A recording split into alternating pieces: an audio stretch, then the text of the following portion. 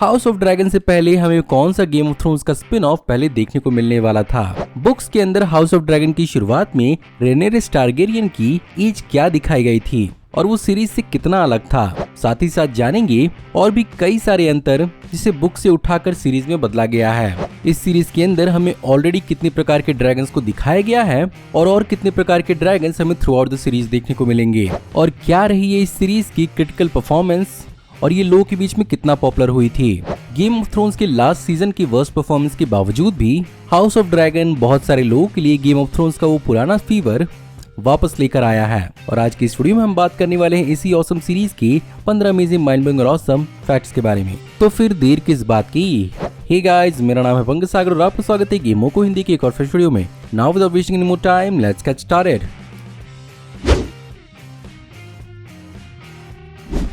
House of dragon की शुरुआत as a spin of 2015 में ही हो गई थी, जब actually game of thrones production में थी, जहां पर HBO के एग्जीक्यूटिव्स ने जॉर्ज R.R. मार्टिन को उसी समय अप्रोच किया था और अल्टीमेटली 2018 तक इस बात को डिसाइड किया गया कि इस पूरी की पूरी माइथोलॉजी के फायर एंड ब्लड कहानी को as a spin off adopt किया जाएगा, जो बेसिकली गेम ऑफ थ्रोन्स की प्रीक्वल साबित होगी, जिसमें ये हाउस टारगेरियन की कहानी बताएगी। और यहाँ पर गेम ऑफ थ्रोन्स के फेमस बैटल ऑफ बास्टर्ड्स के डायरेक्टर मिगुएल स्पोचनिक को इस सीरीज के शोरनर के रूप में सेलेक्ट किया गया। लेकिन क्या आपको मालूम है कि इस बार इस सीरीज की कहानी को राइटर जॉर्ज R.R. मार्टिन ने इसे एक रियल लाइफ इवेंट से ही इंस्पायर किया था और ये बेसिकली 12वीं शताब्दी के इंग्लिश सिविल वॉर पर बेस्ड है, जहां पर ये बेसिकली कहानी मेनली इंस्पायर की गई थी किंग हेनरी फर्स्ट की बेटी मटिल्डा और उनकी कजन स्टीफेन की राइवलरी पर। सीजन 1 के अंदर लीड रोल में दिखाए हुए प्रिंस डेमन टारगेरियन के रूप में मैट स्मिथ ने अपने लाजवाब परफॉर्मेंस से बहुतों को इम्प्रेस किया था। पर क्या आपको मालूम है कि इस कैरेक्टर को लिखने के दौरान किसी और एक्टर को इस रोल के लिए इमेजिन भी नहीं किया गया था और इस कैरेक्टर के लिए बेसिकली सिर्फ और सिर्फ उन्हीं से बात की गई थी। लेकिन ऐसा नहीं था कि इस कहानी को सीधे सीधे उठाकर बुक से अडॉप्ट कर लिया गया। एक्चुअली इस कहानी में और इस टीवी सीरीज में बहुत सारे अंतर हैं, जिनमें सबसे पहले एज का बहुत बड़ा अंतर है, जिसमें सबसे पहले लीड प्रिंसेस रेनेरिया टारगेरियन को इस सीरीज के अंदर 15 साल के आसपास दिखाया गया था। सच तो ये था कि इस कैरेक्टर को प्ले करने वाली मैली एल्कॉक एक्चुअली 21 साल की थी, बट ओरिजिनल बुक्स के हिसाब से ये कैरेक्टर सीजन 1 के टाइमलाइन के हिसाब से ये कैरेक्टर सिर्फ और सिर्फ 9 साल की होनी चाहिए थी। बट डेफिनेटली इस शो के एडल्ट ओरिएंटेड होने की वजह से इस कैरेक्टर की एज को थोड़ा सा बढ़ाया गया।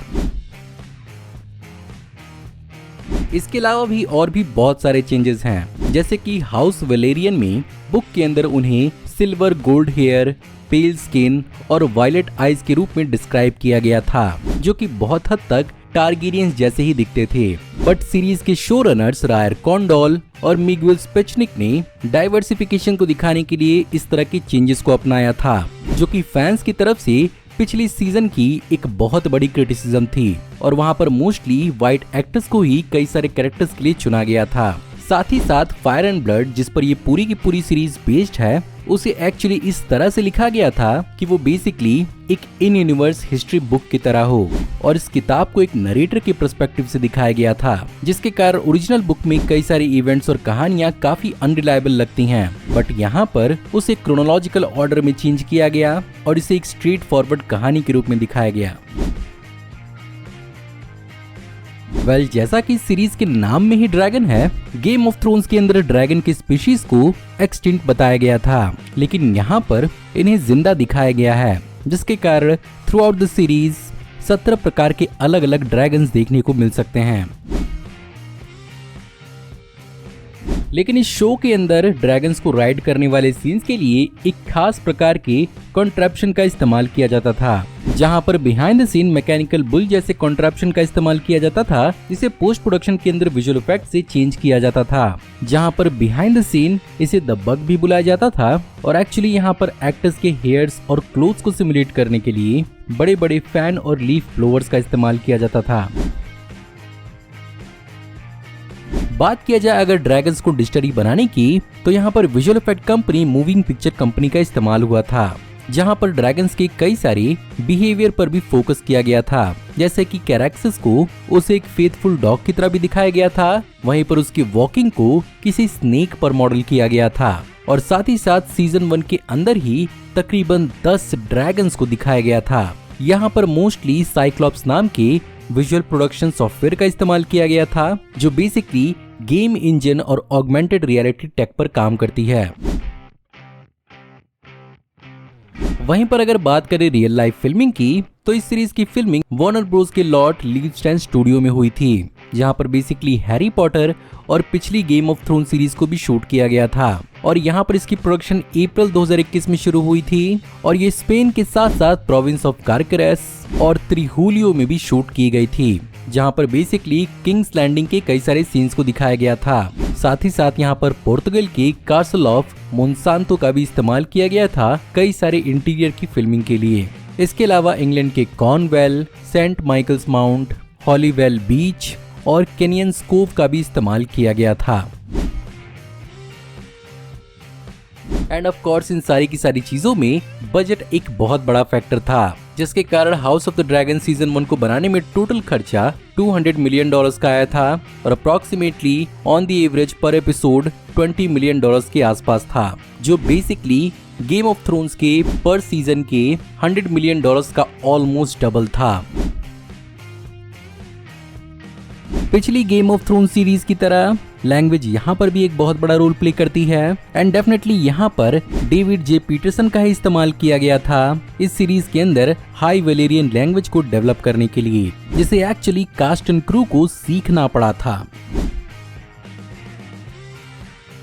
लेकिन ये सीरीज शायद हमें कभी देखने को मिलती ही नहीं, क्योंकि इससे पहले गेम ऑफ थ्रोन्स की किसी और ही स्पिन ऑफ पर काम करने का फैसला किया गया था, जहां पर HBO ने टारगेरियंस के बजाय लैनिस्टर्स और स्टार्क्स पर फोकस करने का प्लान बनाया था, जिसके अंदर हमें एक्ट्रेस नेओमी वॉट्स भी देखने को मिलती और HBO ने तकरीबन $30 मिलियन इस प्रोजेक्ट पे ऑलरेडी खर्च कर दिए थे और इस सीरीज का नाम ब्लड मून होने वाला था। पर घबराइए नहीं, शायद ये गेम ऑफ थ्रोन्स की इकलौती सीरीज नहीं होने वाली है। इसकी एक और प्रीक्वल हमें जल्दी ही देखने को मिलने वाली है a knight of seven kingdom नाम से, जो इसी यूनिवर्स की the tales of Dunks and Egg पर बेस्ड होगी, जिसे एक्चुअली 2023 में अनाउंस किया गया था और अभी इसकी फिल्मिंग चल रही है। इसके अलावा एगॉन्स क्वेस्ट नाम से भी एक सीरीज डेवलपमेंट में है, जिसे स्क्रीन राइटर मैटसन टॉमलिन लिख रहे हैं और ये बेसिकली हाउस ऑफ ड्रैगन की आगे की कहानी यानी सीक्वल हो सकती है। इसके अलावा द सी स्नेक्स /9 वोयाजेस नाम की एक और सीरीज डेवलपमेंट में है, जो बेसिकली हाउस ऑफ ड्रैगन का एक स्पिन ऑफ हो सकती है और ये एक एनिमेटेड शो के रूप में दिखाई जा सकती है। इसके अलावा 10,000 ships, the golden empire, flea bottom और रॉबर्ट्स रेबेलियन जैसे कई सारे शो डेवलपमेंट में हैं, बट इनमें से कितने शो फ्यूचर में हमें देखने को मिलेंगे वो तो वक्त ही बताएगा, क्योंकि लंबे समय से गेम ऑफ थ्रोन्स की स्पिन ऑफ यानी जॉन स्नो का अपना टीवी शो भी आने वाला था, जो इस साल फाइनली जाकर कैंसिल हुआ है। बात अगर की जाए यहाँ पर सीजन 1 की व्यूवरशिप की, तो डिस्पाइट गेम ऑफ थ्रोन्स का लास्ट सीजन बहुत सारे लोगों को पसंद नहीं आया था, बहुत सारे लोगों ने एक्चुअली गेम ऑफ थ्रोन्स की सीजन 1 को काफी अच्छा खासा रिस्पांस दिया था, जहां पर इस सीरीज के लॉन्च की डे 1 के दौरान तकरीबन 9.99 मिलियन यूजर्स ने यूएस में इस सीरीज को देखा, जो कि HBO मैक्स की अब तक की सबसे लार्जेस्ट सिंगल डे व्यूवरशिप थी और इसके एक हफ्ते बाद तक ये नंबर 25 मिलियन तक पहुंच गया। साथ ही साथ इस सीरीज का फिनाले भी काफी ज्यादा इम्प्रेसिव था, जहां पर तकरीबन 9.3 मिलियन व्यूअर्स ने इस सीरीज के फिनाले को देखा था और ऑन द एवरेज इस सीरीज के पर एपिसोड को 9 से 9.5 मिलियन एवरेज व्यूज मिले। साथ ही साथ गेम ऑफ थ्रोन की तरह ही ये सीरीज भी काफी ज्यादा पायरेट की गई। वहीं पर सीजन 1 को बहुत सारे अवार्ड्स और नॉमिनेशंस भी मिले, जिसमें 45 नॉमिनेशंस में से इस सीरीज ने 7 अवार्ड जीते, जिनमें सबसे पहले बाफ्टा टेलीविजन क्राफ्ट अवार्ड्स के अंदर 2023 में इसने best makeup and hair design, best sound fiction, best special visual and graphic effects और कॉस्ट्यूम डिजाइनर गिल्ड अवार्ड्स के अंदर एक्सीलेंस इन साई-फाई टेलीविजन का अवार्ड जीता। साथ ही साथ गोल्डन ग्लोब अवार्ड के अंदर बेस्ट टेलीविजन सीरीज और प्राइम टाइम क्रिएटिव अवार्ड्स के अंदर outstanding fantasy science fiction costumes का भी अवार्ड जीता। सो गाइज ये थी आज की वीडियो। मैं उम्मीद करता हूँ आपको आज की वीडियो पसंद जरूर आई होगी, और अगर आपको आज की वीडियो पसंद आई हो तो प्लीज वीडियो को लाइक जरूर करिएगा। कमेंट्स में आप जरूर बताइएगा कि आपको इस सीरीज के बारे में और क्या क्या मालूम है। मैं जल्दी ही आपको एक नई वीडियो में देखने को मिलूंगा, तब तक आप हमारी इन वीडियोस को एंजॉय कर सकते हैं। Thank you for watching, see you in the next video, till then take care, good bye.